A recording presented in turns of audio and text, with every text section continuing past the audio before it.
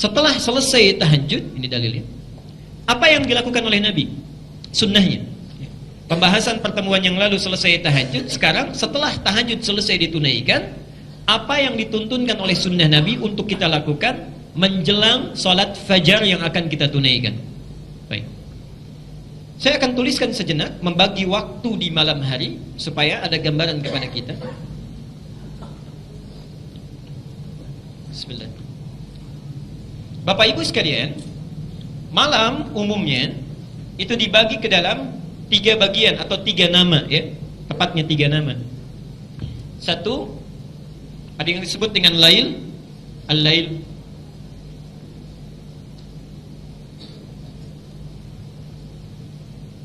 Inna fi khalqis samawati wal ardi wa ikhtilafi, baik, laili wan nahar. Lail itu malam, nahar itu siang. Misal di Ali Imran ayat 190, di situ tersebut nama lail. Kalau disebutkan lail, itu artinya malam, fase yang membentang dari ba'da isya sampai menjelang fajar. Di ba'da isya sampai menjelang fajar, sampai menjelang fajar. Ini disebut lail.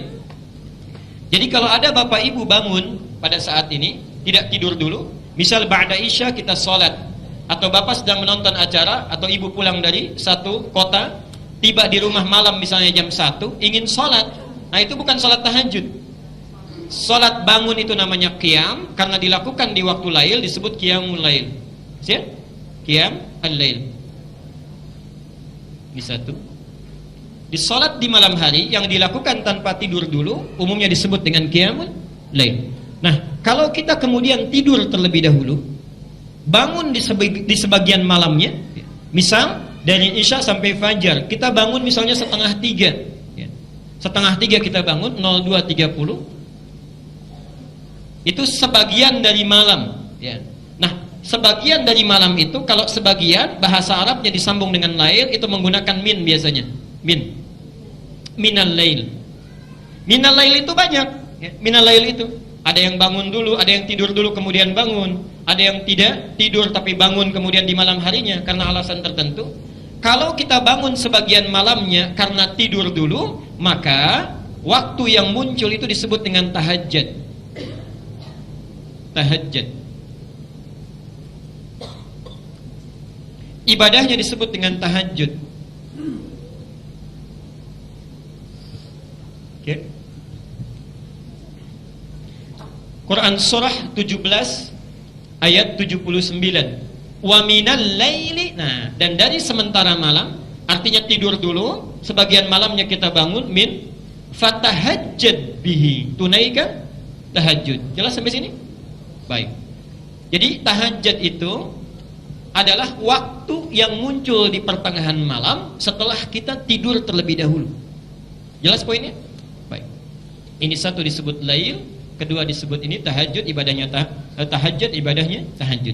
Yang ketiga, ada waktu singkat menjelang fajar. Menjelang fajar. Ini pun bagian dari lail. Menjelang fajar. Misal, sekarang fajarnya 04.05, jam 4:05. Kita selesai tahajud misalnya, 3:30 sudah beres tahajud. Atau misalnya jam 4 kurang 20 menit sudah selesai tahajud. Nah, waktu singkat menjelang fajar ini disebut oleh Al-Quran dengan nama sahar. Sahar. Sin, ha, ra. Saharun. Jamaknya disebut dengan ashar. Asharun. Boleh pakai alif lam. Al-ashar.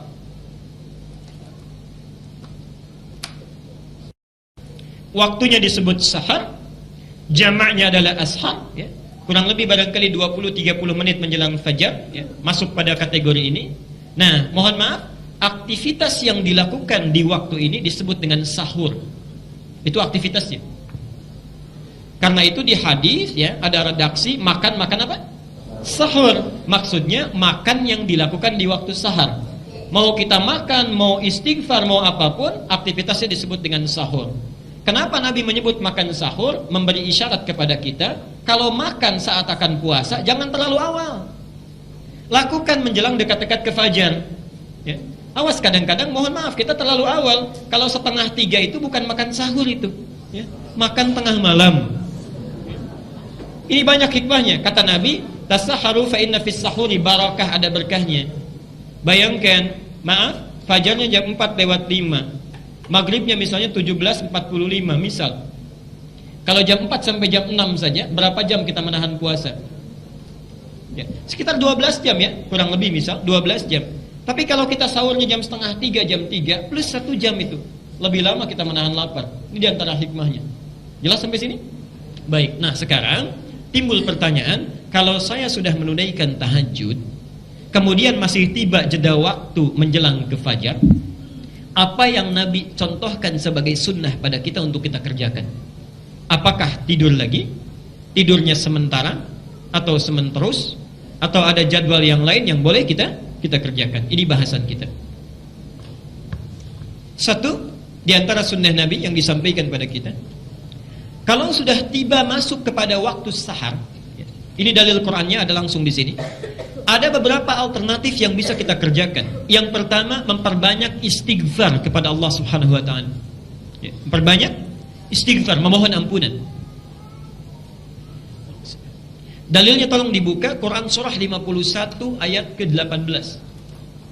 Bahkan itu langsung kalimatnya, langsung kalimat Quran. Wabil ashari hum yastaghfirun. Ada ayatnya? Wabil ashari hum yastaghfirun.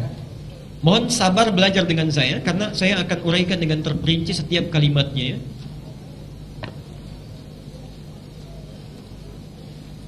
Perhatikan sini. Satu, di situ ayatnya diawali dengan kata waw. Wabil ashari hum yastaghfirun. Waw kemudian ba. Hebatnya bahasa Al-Quran tidak menggunakan fa, tapi ba. Padahal Allah bisa mengatakan wafil ashari hum yastaghfirun, tapi dirubah dari fa menjadi ba. Wabil ashari hum yastaghfirun. Saya tuliskan sini. Ashar hum yastaghfirun.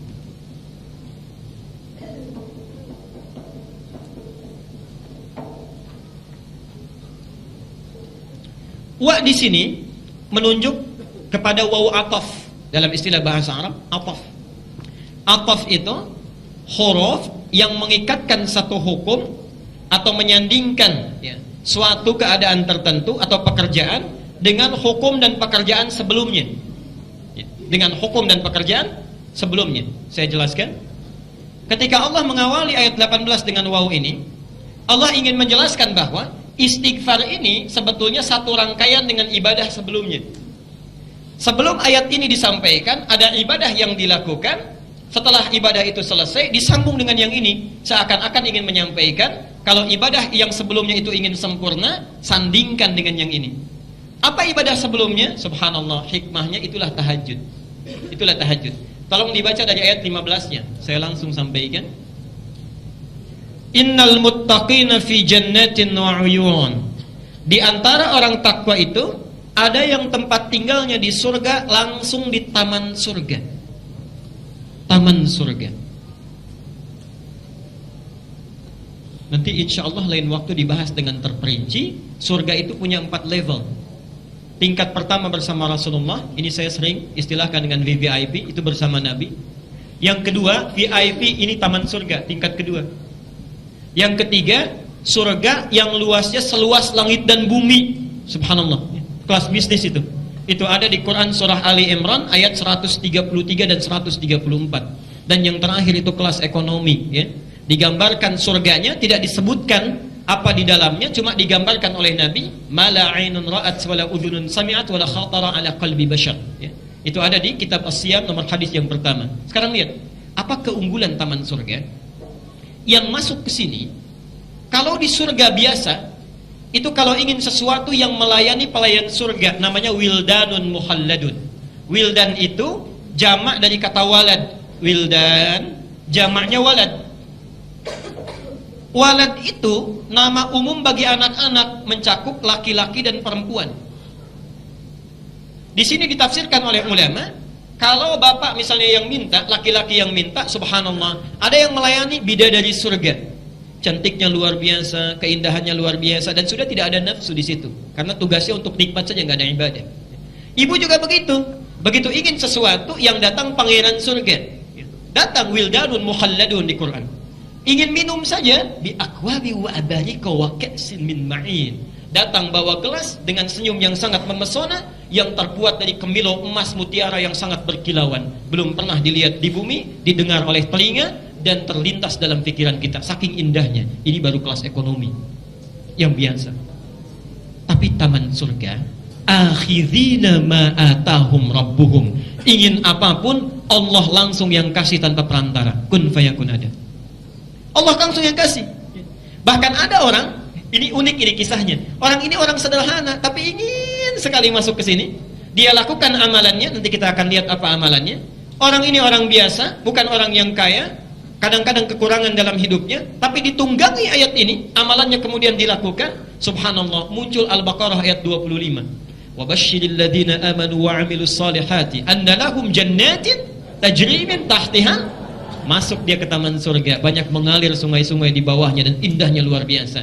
Tapi yang menarik, perhatikan, kullama ruziqu min rizqan, setiap kali diberikan rizki, qalu hadzal ladzi ruziqna min qablu wa utubihi mutasyabiha. Ini kan dulu yang saya inginkan. Kok mirip betul ya?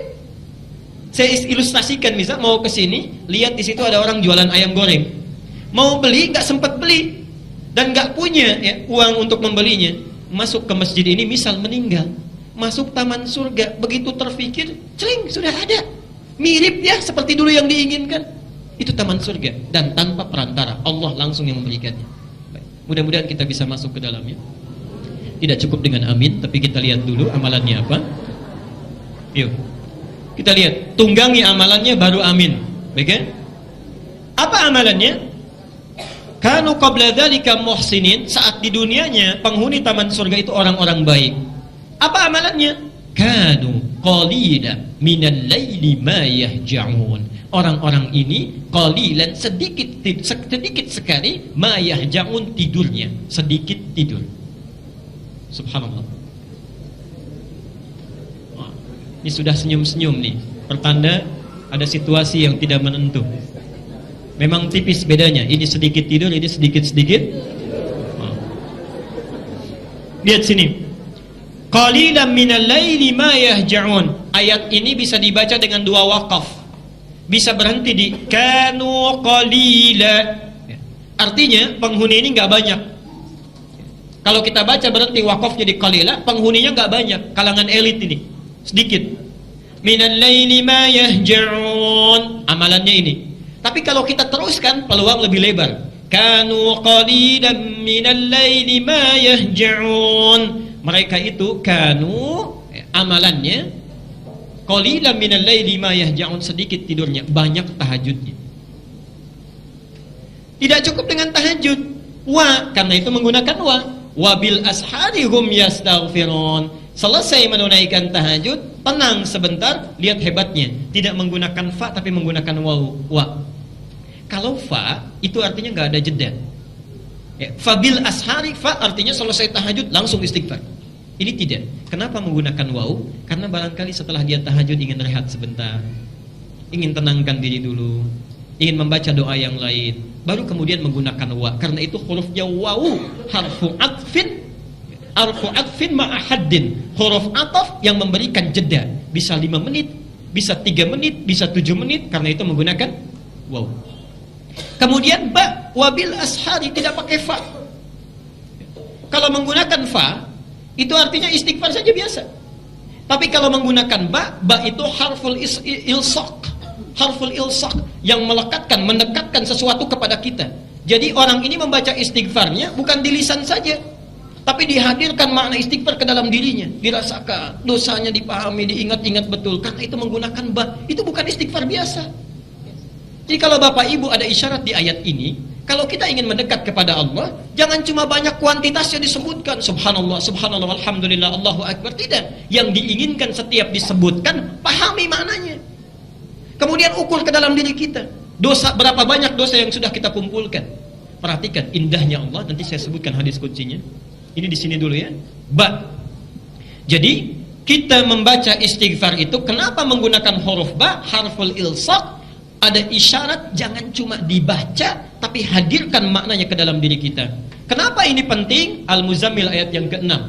Ya. Inna nasyi'atal laili hiya asyaddu wad'a wa aqwamu qila. Karena kalimat-kalimat yang diucapkan di pertengahan malam, di penghujungnya, itu lebih menyentuh ke dalam hati. Siang-siang istighfar beda dengan istighfar sebelum subuh. Itu lain suasananya. Tenang, sejuk, ya. Ada kontemplasi yang tenang. Subhanallah. Teruskan. Ini sudah ashar. Tadi ashar itu bentuknya jama' atau tunggal? Jama', tunggalnya ini sahar. Ini singularnya tunggal, ini jamaknya plural. Ini menunjuk pesan bahwa orang ini istighfarnya tidak cuma 1 kalimat, 2 kalimat, bukan 1 detik, 2 detik, bukan 1 menit, 2 menit, tapi seakan-akan mengisi waktu luangnya setelah tahajud, memaksimalkan ini sampai tiba fajarnya. Banyak istighfarnya, banyak, karena dia merasa dosanya pun tidak sedikit. Saya mohon maaf, ini dari bangun tidur sampai hari ini jam 9 kurang ini, ada tidak di antara kita yang tidak berdosa? Pasti ada itu, pasti ada. Minimal pikiran kita sudah keliru. Kadang-kadang taklim saja, keluar dari taklim bisa membawa dosa itu, bisa. Minimal ustadznya yang dibicarakan, itu ya katanya. Baik. Jadi ketika kita bangun, kenapa tidak menggunakan sahar? Artinya, kalau masih ada peluang waktu sebelum fajar, ayo maksimalkan dengan istighfar. Jangan tunda waktu ini dibuang untuk yang tidak bermanfaat. Ayo ingat dosa kita, kumpulkan. Kemudian hum yastaghfirun. Kalimatnya menggunakan kata al-ghafran. Yastaghfirun. Perhatikan sini. Dan mereka pada saat di waktu sahar menjelang fajar memperbanyak istighfar kepada Allah. Sifat kesalahan manusia itu umumnya ada 4 sifat. Ada 4 sifat. 1, kesalahan yang belum tentu mengandung dosa. Dia salah tapi belum tentu berdosa, ya. Belum tentu. Itu disebut dengan khata. Khata'un. Jamaknya kalau salahnya banyak khataya. Khataya. Misal, jadwal ta'lim jam 8. Saya datang jam 8 lewat 5. Salah tidak? Salah. Dosa tidak? Belum tentu. Kalau di jalan macet mau bilang apa lagi? Ya? Misal ya. Jadi kesalahan belum tentu mengandung dosa, itu khataya. Diturunkan sifat Allah untuk memaafkan kesalahan ini sekalipun belum ada dosanya. Namanya al-afwu. Al-afwu. Kesalahan ini bisa muncul, mohon maaf ya, karena lupa atau karena salah ya. Ada lupa, ada salah. Yang kedua, kalau ada orang berdosa, ya, salah kemudian dosa, tapi kadar dosanya masih kecil, masih ringan, ya, masih ringan. Dengan istighfar dia bisa hilang. Oke. Dengan sholat bisa dihapuskan. Itu disebut dengan dzambun. Dzambun. Dzal nun ba. Kalau masih sedikit. Diturunkan sifat Allah yang mengampuni ini dosa dengan kadar yang ringan. Namanya ghafir. Bukan di surat Al-Ghafir atau Al-Mu'min. Ghafiriz dzambi wa qabilit taubi. Ghafir. Yang kedua, subhanallah, dosanya agak banyak ini. Sudah salah, kemudian berdosa. Mohon maaf Pak, terbelakangi. Salah, berdosa, dosanya agak banyak. Berubah namanya menjadi dzunubun. Dzambun jadi dzunubun. Dinaikkan lagi sifat Allah mengampuni yang ini. Subhanallah. Apa namanya? Ghaffarun. Surat Nuh nanti kita lihat. Faqultu astaghfiru rabbakum innahu kana ghaffara. Naik lagi, wah banyaknya luar biasa. Ditambah lagi dengan zalim. Adz-dzunubu ma'adz-zulmi. Adz-dzunubu ma'adz-zulmi. Ini sudah berdosa, berbuat zalim. Yang ini membunuh, yang ini bunuh sambil disiksa dulu. Ini bunuh sambil mutilasi dulu. Masih mungkin gak dimaafkan. Diturunkan sifat Allah yang selanjutnya. 1 al-afu, 2 ghafir, 3 al-ghaffar, yang ini ghafur. Ghafur. Kurang apa lagi ini ya? Yang terakhir, ada orang dosanya, kalau ini memang dosa besar misalnya, besar tapi 1 atau 2 dosa. Yang terakhir ini kompleks, banyak sekali dosanya. Kalau yang ini cuman bohong saja misal, yang ini meninggalkan sholat, yang ini mabuk-mabukan, yang ini membunuh, yang ini yang terakhir diborong semuanya. Itu bahasanya israf. Israf.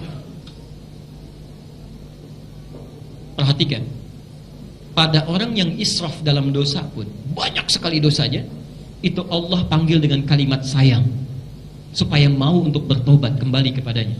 Diturunkan sifatnya. Di sini ada sifat Allah yang memberikan ampunan kepada orang-orang seperti ini. Ghafurun ditambah rahimun. Sifat rahmatnya langsung diberikan, bukan yang ini lagi. Sifatnya disebut dengan rahmat, Allah yang mengampuni disebut dengan rahim. Perhatikan Quran surah 39 Az-Zumar ayat 53. Qul ya ibadiyalladzina asrafu ala anfusihim. Muhammad, coba katakan pada hamba-hambaku yang mungkin mereka banyak dosanya tak terlukiskan, selama masih ada kesempatan nyawanya belum ditenggorokan, la taqnatu min rahmatillah. Ayo, jangan putus asa dari rahmat Allah. Perhatikan sini. Salah sedikit sudah dimaafkan. Dosa dikit mau diampuni. Bertambah ada ampunannya. Banyak ada juga ampunannya. Banyak sekalipun ada ampunannya. Kalau dengan semua ini belum juga tersentuh untuk mau bertobat, dengan cara apa lagi Allah mesti mengampuni? Ini semua sudah ada pilihannya, kita mau tidak bertobat. Setiap malam subhanallah, saking sayangnya Allah pada kita, nanti saya akan bacakan hadis qudsinya, itu menunggu ya, turun ke langit dunia, menawarkan 3 hal pada hambanya. Duhai hambaku, siapa yang ingin rahmatku aku berikan, yang meminta aku kabulkan, yang ingin memohon ampunan aku ampuni sekarang. Itu tiap malam. Bahkan menjelang subuh masih dipanggil, hayya 'alal falah, as-salatu khairum minan naum. Ayo cepat sini, salat lebih baik daripada tidur. Setan nutup pakai bantal, tidur lebih enak, gitu kan? Nah sekarang saat kita bangun itu setelah tahajud, tiba di waktu sahar, coba renungkan selama hidup sampai malam itu, dari mulai balik gitu ya, kesalahan apa yang kita perbuat walaupun belum ada dosanya. Ingat, jangan sekarang saja, dulu waktu sama orang tua, sama ibu apa yang dilakukan, atau ibu kepada anak-anak. Nah jangan nangis ya waktu kecil itu si anak, nanti kalau nggak nangis ibu belikan permen 1 truk. Misal ada yang seperti itu, nanti diberikan mobil-mobilan dengan pabriknya. Misal memang nggak ada dosanya karena nggak niat, tapi salah. Ayo khata, coba ibu dalam sehari dosa apa terhadap Allah melalui suami yang dilakukan.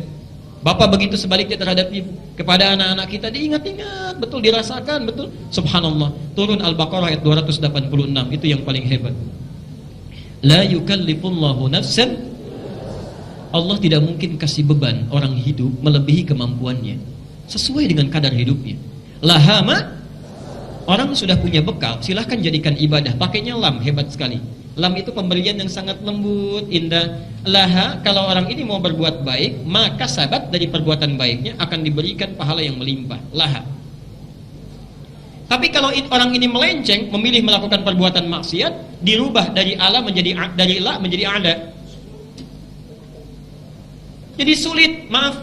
La dengan ala, panjang mana hurufnya? La atau ala? Ingat, kalimat ala itu juga menunjuk kepada beban.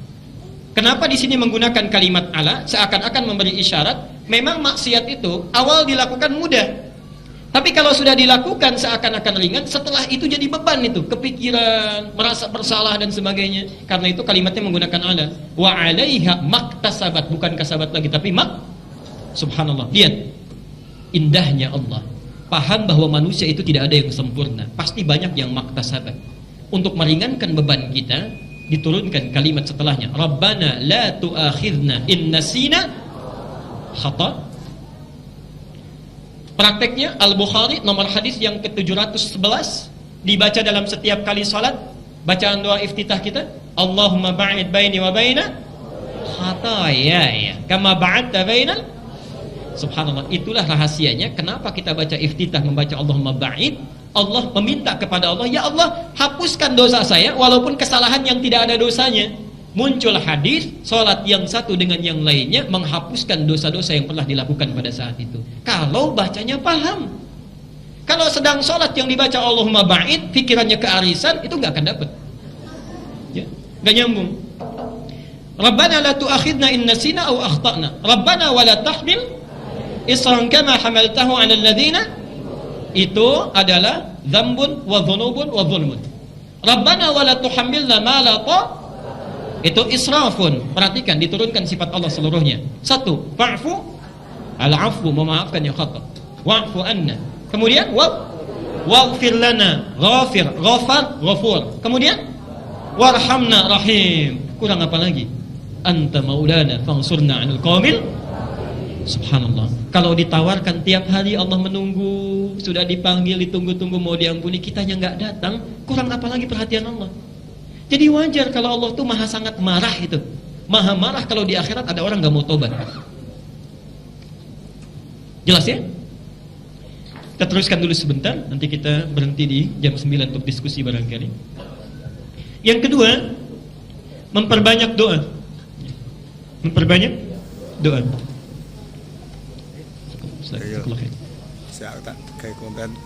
Jadi kita selesai menunaikan tahajud, ada jeda waktu sampai menunggu fajar, ya.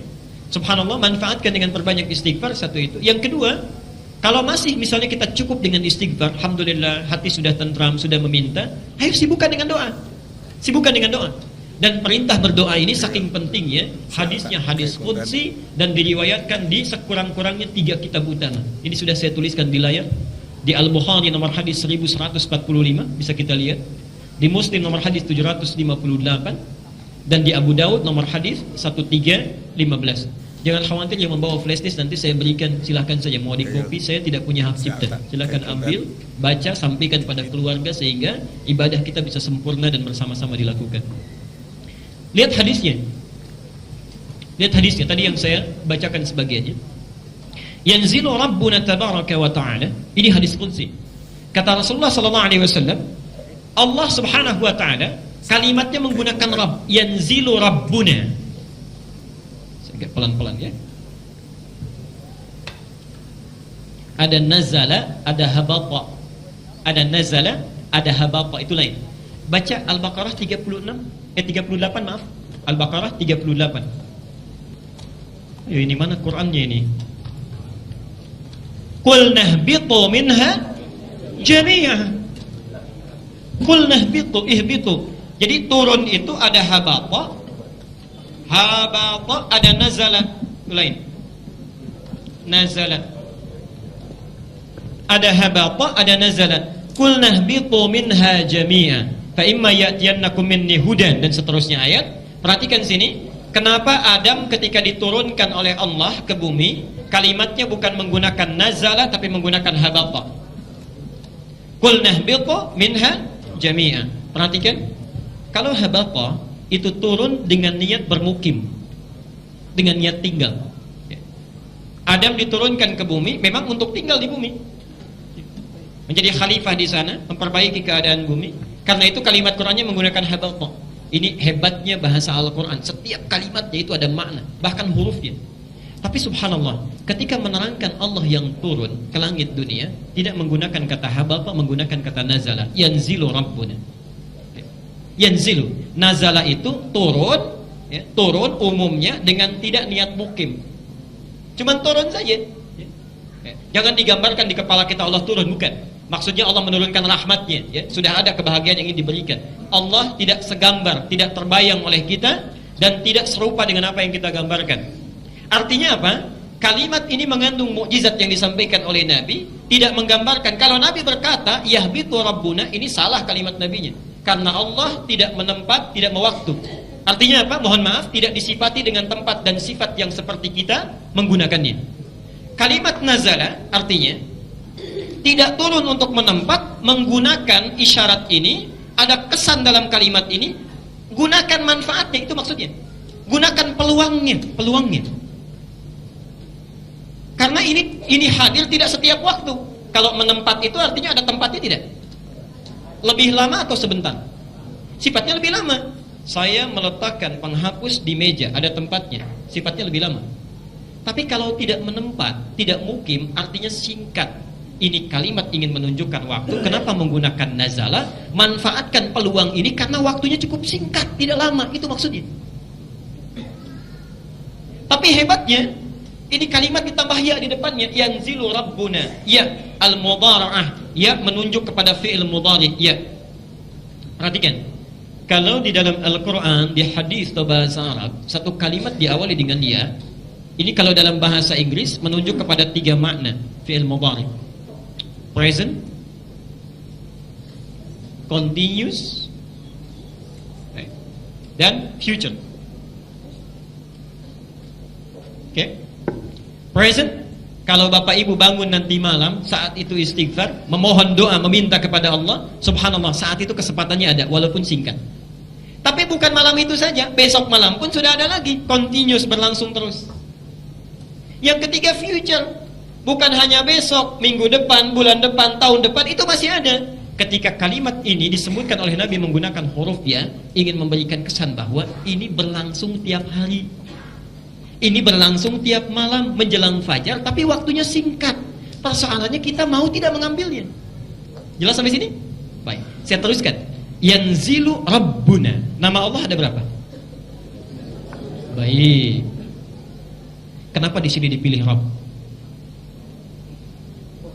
Al-A'raf, Quran surah 7 ayat 172.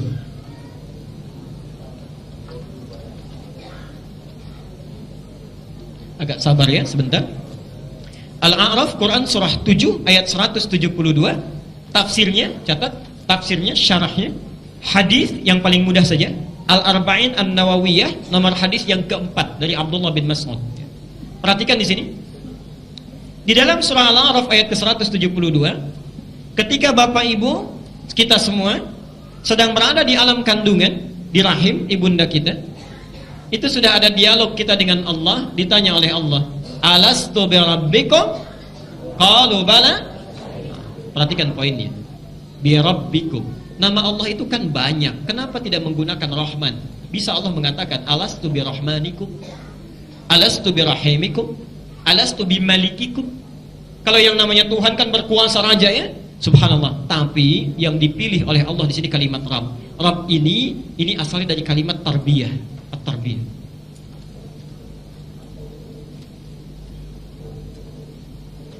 Perhatikan. Maknanya setidaknya memiliki 3 makna. Satu, yang memberikan perhatian, perawatan, dan mencukupkan segala kebutuhan.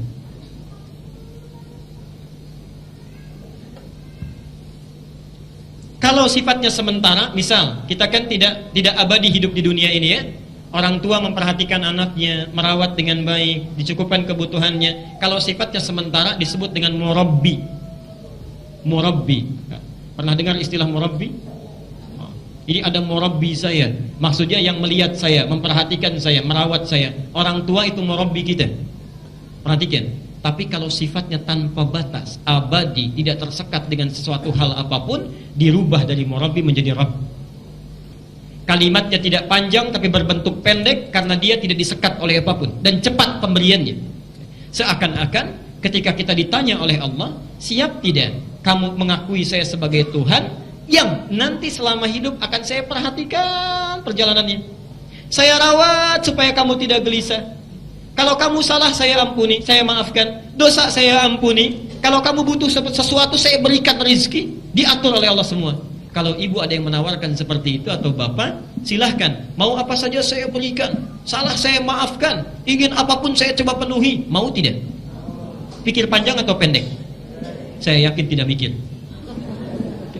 Karena kalau fikir, ya, fikir agak pendek itu disebut dengan na'am dalam bahasa Arab. Ya, tapi masih mikir. Kadang-kadang mengeluh. Contoh, ada seseorang kita panggil anak kita, nak coba kesini, coba kamu bersihkan kamar mandi. Iya mak, tapi di hatinya dulu baru saya mau main. Itu na'am. Na'am, iya, tapi masih merenungkannya. Kalau dari bawahan ke atasan, atasan manggil, misal, ya fulan ta'al huna, kamu pegawai sini, coba kerjakan tugas ini. Itu iyanya menggunakan kalimat hadir, siap. Tapi hadir pun di hatinya barangkali masih ada sekat. Aduh pak, kok sudah datang lagi tugasnya? Di hati tidak diucapkan. Itu hadir. Tapi kalau bala, subhanallah, bala itu artinya kalimat menunjukkan persetujuan tanpa berpikir sedikit pun. Jadi siap, ya. Hampir tidak ada jeda untuk berpikir. Karena saking banyaknya manfaat yang didapatkan. Itu kalimat bahasa Arabnya bala. Karena itu jawaban kita bala syahidna. Cuman 1 kali balanya ya, tidak 2 kali. Bala syahidna. Sekarang perhatikan. Allah sudah berjanji sejak di alam rahim, dengan sifatnya Rabb akan memberikan perhatian pada kita, merawat kita, mencukupkan kebutuhan kita. Manusia selama hidup tidak ada yang hidupnya tidak pernah memiliki kebutuhan. Itu tiap malam kita Allah menurunkan rahmatnya, karena itu kalimatnya menggunakan Rabb. Yanzilu Rabbuna tabaraka wa ta'ala, seakan-akan memberikan kesan ini dulu Allah sudah berjanji nih, ingin memberikan perhatian pada kita, ayo manfaatkan peluangnya. Allah akan memberikan waktunya, tapi cukup singkat, minta apa yang ingin kita mintakan. Karena itu kalimat di doa di Quran rata-rata menggunakan kalimat Rabb. Doa sapu jagat apa? Rabbana atina fid dunya. Mendoakan orang tua apa? Rabbighfirli wa li. Kalau punya dosa doanya apa? Rabbana la tu'akhidna in nasina wa akhtana. Semuanya pakai Rabb. Seakan-akan menyentuh pada Allah, ya Allah sekarang saya punya dosa, tapi dulu Engkau pernah berjanji akan mengampuni saya dalam perawatan saya, mohon berikan ampunan. Ya Allah sekarang saya butuh sesuatu, dulu Engkau berjanji akan mencukupkannya, Rabb, sebut namanya. Jelas sampai sini? Baik, saya sempurnakan sebentar kemudian kita berhenti. Yanzilu Rabbuna tabaraka wa ta'ala kulla lailatin ila as-sama'id dunya. Allah Subhanahu wa ta'ala memberikan kesempatan pada kita setiap di akhir malam di langit dunia. Hina yabqa thuluthul lailil akhir yaqul, sampai perhatikan waktu ini dimulai di akhir dari sepertiga malam. Tadi waktu sahar ya. Akhir sepertiga malam, di akhir sepertiga malam di waktu sahar. Jadi waktu singkat menjelang fajar. Saya mohon mulai malam ini jangan sampai lewat ini waktunya ya. Apa yang disampaikan oleh Allah? Man yad'uni, subhanallah qudsi ini, siapa yang sekarang meminta kepadaku, memohon kepadaku, fa astajiba lahu, maka saya akan langsung memenuhi permohonannya. Langsung memenuhi permohonannya. Bukan surah Al-Baqarah 186. Kenapa kalimatnya menggunakan astajib, padahal Allah bisa menggunakan ujib? Quran surah 2 ayat 186. Nanti setelah selesai kajian ini saya akan membuat perjanjian ini dengan semua jamaah di sini. Saya akan ada 2 syarat. Kalau syarat ini tidak terpenuhi, saya nggak akan datang lagi ini, insyaallah ya. Nanti di akhir kita, tolong ingatkan saya ya. Perhatikan. Wa idza sa'alaka ibadi anni fa inni. Baik. Kalau ada hambaku Muhammad bertanya kepadamu, mencari-cari aku, katakan padanya sungguh aku sangat dekat. Kalau ada orang mencari-cari Allah, umumnya itu ada apa?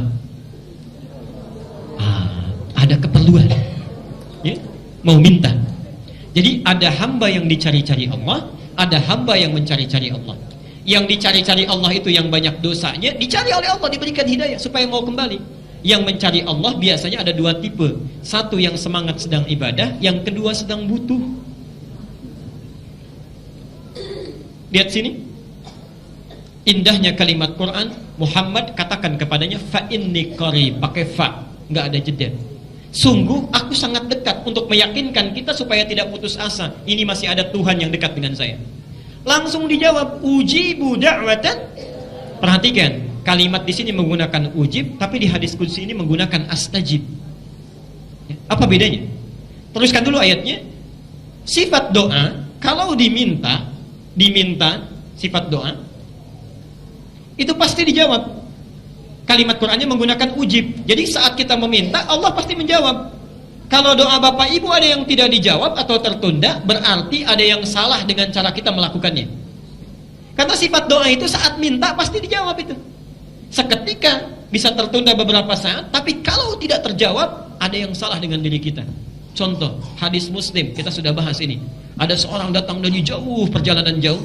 Kemudian subhanallah, aghbara ash'atha, pakaiannya sudah kotor dengan debu, penampilannya sudah kumal, duduk di samping Nabi sambil menangis, ya Rabb, ya Rabb, ya Rabb, ya Allah tolong kabulkan, saya minta ini, saya minta itu. Apa kata Nabi? Ringan saja. Fa anna yustajabu lidzalika, kata Rasulullah. Gimana doa kamu bisa dijawab? Famat'amuhu haramun wa mashrabuhu haramun wa ghudhiya biharamin. Makanan kamu itu haram, minuman kamu itu haram, dan perangkat yang kamu gunakan itu selalu menggunakan yang haram. Kalau antum berdoa jarang terkabulkan, bahkan barangkali sulit untuk dikabulkan, coba periksa, barangkali di pekerjaan ada yang haram yang dibawa ke rumah. Hati-hati itu. Pakaian kita, kalau mau berdoa itu lihat dulu pakaian itu halal atau tidak, yang kita gunakan, ada wudhu atau tidak. Kemudian mohon maaf sebelumnya, makanan yang dimakan keseharian, minuman kita. Hati-hati, itu menentukan terijabahnya doa kita. Taubat dulu baru minta kebaikan. Perhatikan, sifat doa kalau diminta cepat dijawab. Tapi kalau ingin lebih cepat dijawabnya, lihat rumusnya. Falyastajibuli. Falyastajibuli. Syarat pertama, cepat respon seruanku. Jadi kalau Bapak Ibu ingin cepat doanya dijawab, minta apapun, Allah itu tanpa batas, tanpa batas. Minta apapun, kalau ingin cepat jawaban turun, syarat pertamanya, begitu Allah minta sesuatu, cepat lakukan. Contoh, adzan subuh 4:05, bahkan sebelum dipanggil, ayo berangkat. Sebelum dipanggil, Pak. Ya, subhanallah. 4:05, adzan subuh, sebelum dipanggil datang. Falyastajibu, itu artinya cepat merespon. Orang-orang yang cepat merespon perintah Allah, permintaan Allah, cepat jawaban Allah turun. Mohon maaf, kalau antum menuntut ingin cepat, diminta kadang dilambat-lambat. Maka itu wajar bagi Allah pun menunda. Dan menundanya pun karena sayang. Bukankah setiap ditunda terus-terusan meminta? Ya, lihat sini, itu satu. Yang kedua, wal yu'minu bi, mintakan dengan yakin, jangan ragu, ya. Duhai Allah, saya mohon kepadamu, luluskan anak saya ya Allah. Mau ranking 1 nggak apa-apa, ranking 3 nggak apa-apa. Tapi kalau engkau nggak berkehendak juga nggak apa-apa, nggak lulus, pasti itu yang terbaik. Itu nggak bagus. Minta yang paling kuat, yang wajar, yakin bahwa Allah pasti mengabulkan. Sekalipun yang mustahil menurut manusia. Nabi Zakaria pernah doa, itu minta khusyuk pada Allah supaya diberi keturunan. Padahal kata medis, itu istrinya sudah tidak mungkin punya keturunan. Menopause, divonis mandul. Nabi Zakaria sudah sepuh. Keajaiban terjadi. Minta saat malamnya, di mihrabnya, memohon dengan khusyuk pada Allah. Saat itu belum selesai sholatnya, sudah turun jawabannya. Itu ada di Ali Imran ayat 38 dan 39. Kita terbuka peluangnya. Jelas sampai sini? Sekarang sambungkan, dan ini bagian akhirnya. Di ayat tadi ada kalimat falyastajibuli. Sifat ini menggunakan astajibu. Artinya kalau Bapak Ibu mau berdoa kepada Allah di dalam waktu sahar itu, ya respon dulu sebelumnya. Tahajudnya lebih rajin, ya. Sebelum tidur itu disiapkan tidurnya lebih awal. Kemudian bangunnya lebih awal, tunaikan tahajud dengan semangat. Orang yang semangat menunaikan ibadahnya, jawaban Allah astajibuli. Begitu dia berdoa, langsung Allah kabulkan. Tapi kalau kita tahajudnya malas-malasan juga, semangatnya tidak ada, apalagi bangunnya terlambat cuma minta, mohon maaf, barangkali cuma dilihat dulu. Lihat dulu, besok bangun lagi tidak, perbaiki tidak. Itulah rahasianya kenapa menggunakan astajibu lahu. Saya cepat, man yas'aluni fa'utihi. Ini baru berdoa. Yang kedua, man yas'aluni, siapa yang meminta sesuatu kepadaku. Bedanya kalau yang pertama belum tentu meminta, tidak setiap doa itu kan minta, ya. Tidak setiap. Tapi yang ini khusus spesifik, minta sesuatu. Dan sa'ala itu menunjuk kepada permintaan yang spesifik. Artinya kalau minta harus jelas. Sa'ala itu bertanya, ya. Suka diartikan bertanya, meminta sesuatu dengan jelas. Bertanya itu kan ingin kejelasan, ya. Meminta sesuatu dengan jelas. Kenapa di sini permintaan menggunakan sa'ala? Kalau minta pada Allah, tolong mintakan yang jelas. Jangan ragu, jangan bingung, cari kalimat yang bagus. Dan hebatnya, kenapa diawali dengan ya yas'aluni? Sifat manusia permintaannya nggak pernah selesai. Ya, terus-terusan minta. Hari ini punya sepeda, besok minta motor. Sudah dikasih motor minta? Tuh, sudah dikasih mobil minta? Yang belum menikah minta? Yang sudah menikah minta? Macam-macam tuh, jawabannya bisa beda, ya. Baik. Pak, bertakwalah kepada Allah. Ada penemuan bagus sekarang, usia 40 tahun tuh ada puber kedua. Tapi sunnah Nabi mengarahkan, jadikan puber itu untuk lebih mencintai istrimu. Oke? Bukan mencari rumput tetangga yang lebih hijau. Oke? Lihat itu. Saya sudah berikan bukunya di pertemuan yang lalu. May yastaghfiruni fa'aghfirullah. Ini sudah saya terangkan. Siapa yang beristighfar kepadaku, maka aku akan mengampuninya. Bapak Ibu sekalian, saya berhenti dulu di sini supaya tidak terlampau banyak dan kebingungan kita mengamalkannya. Jadi singkatnya, yang pertama saat kita bangun di waktu sahar setelah tahajud, kita sibukkan diri kita dengan beberapa amalan. Dua yang sudah saya bahas. Satu, perbanyak istighfar kepada Allah, ingat dosa-dosa kita dengan seluruh rangkaian yang telah tadi saya sampaikan. Yang kedua, perbanyak doa, memohon kebaikan kepada Allah dari setiap persoalan yang kita bawa. Jangan hilangkan kesempatannya karena itu datang tiap malam, ya. Jadi persiapkan malam ini, rencanakan sekarang, pasang alarm sebelum kita bangun, kemudian bangun lebih awal dan siapkan permohonan kita catat supaya kita bisa bermohon dengan baik. Yang selebihnya nanti insya Allah kita akan terangkan di pertemuan yang akan datang, dan mudah-mudahan Allah memberikan taufik kepada kita.